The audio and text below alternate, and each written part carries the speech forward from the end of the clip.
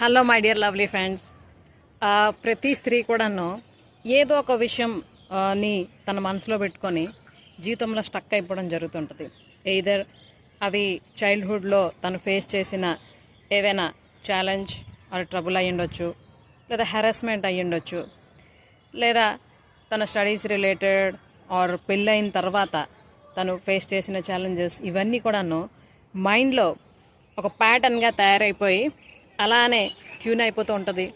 అంతేకాకుండా అదే విధంగా ప్రతి విషయాన్ని కూడా ఆలోచించడం, డెసిషన్స్ తీసుకోవడం ఇవన్నీ కూడా అవుతూ ఉంటాయి. బట్ ఫ్రెండ్స్, వన్స్ మనం కానీ ఆ మైండ్ ప్యాటర్న్ని మార్చి తిరిగి రీప్రోగ్రామ్ చేసామనుకోండి, కరెక్ట్గాను ఏం చేయాలి, ఎలా చేయాలి అన్నది తెలుసుకుంటూ ముందుకి వెళ్ళగలిస్తే ఖచ్చితంగా మన జీవితంలో ఎంతో మార్పు వస్తుంది. హ్యాపీగా జీవించడం అన్నది ప్రతి ఒక్కళ్ళ హక్కు.